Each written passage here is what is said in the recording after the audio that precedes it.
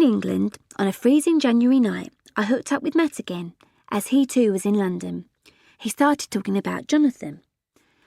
"I think you quite fancy Jonathan, don't you?" he half-stated, half-asked. "No, Matt, I don't. We're just friends. There's nothing more to it." "Mark my words, Martine," he continued. "I think you're going to be with him." And he was right.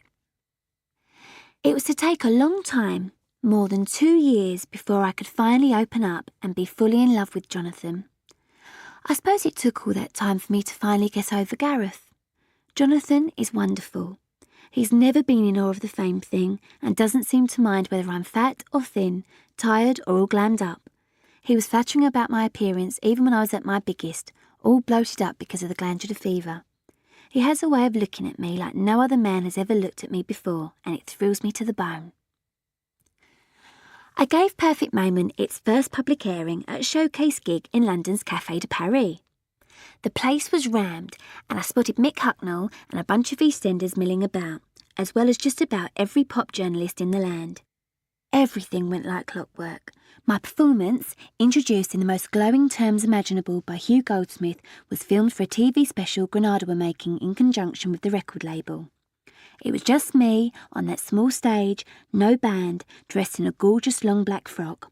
Black was very much the image for the Perfect Moment single, singing to a dat of the music. Everyone seemed to love the song, and the showcase turned into a little party afterwards.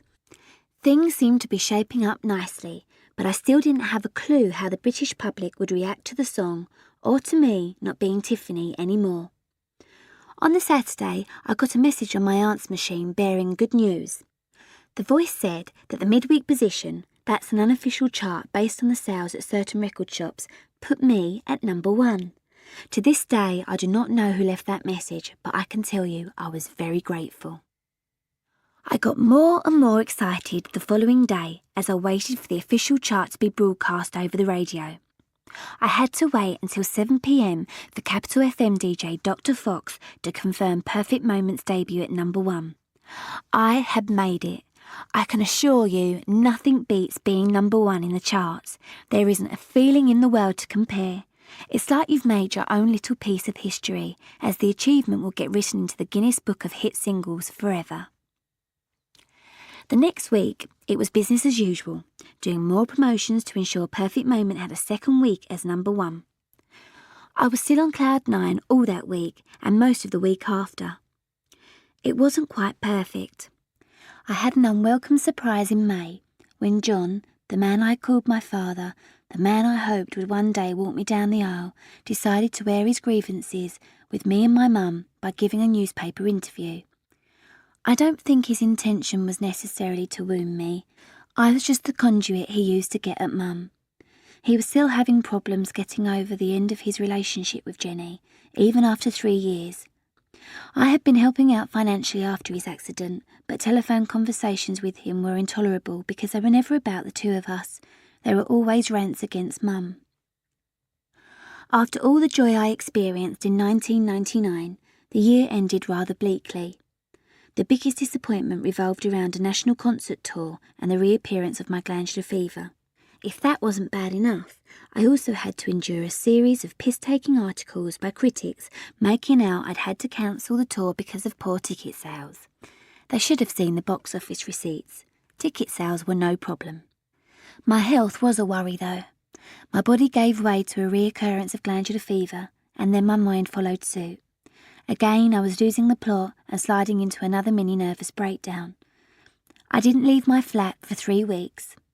Looking back, I feel more sorry for Jonathan than myself, as he must have been so bored sitting around waiting for me to get out of bed. I didn't want the telly on because I didn't want any noise, so the poor man had to sit there in silence. Amazingly, he only rarely left my side. Dr. Ryan agreed there was no point in going ahead with a tour where I could only give less than my best. That meant disappointing a lot of people, tens of thousands of fans, the tour promoters, everyone. For the fans, it's only one night out of their lives, but going ahead could have done me in big time.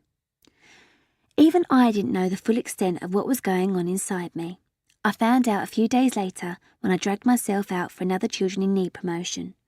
Almost as soon as I was upright, I felt sick. Sick? morning. Oh, Christ, I thought. Maybe I'm pregnant.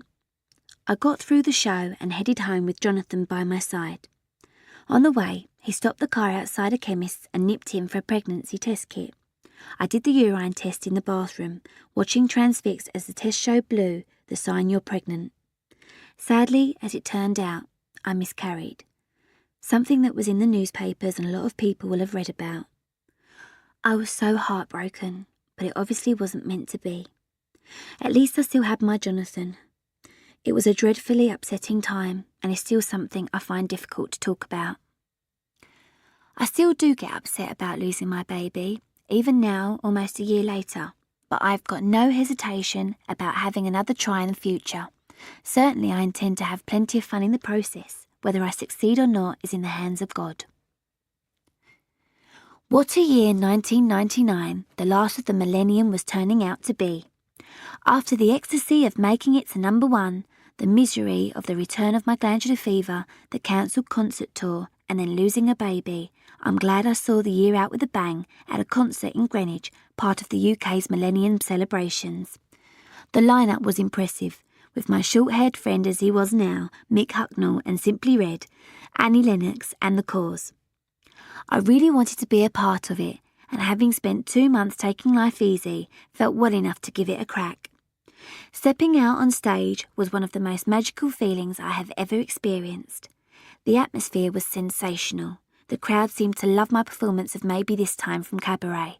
I was over the moon.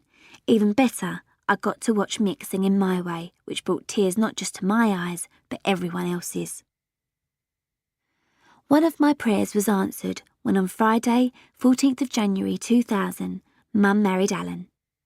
I acted as bridesmaid and Jonathan was best man, but it was Mum who pulled the biggest stunt of the day. She arranged the perfect moment to be played as she walked down the aisle.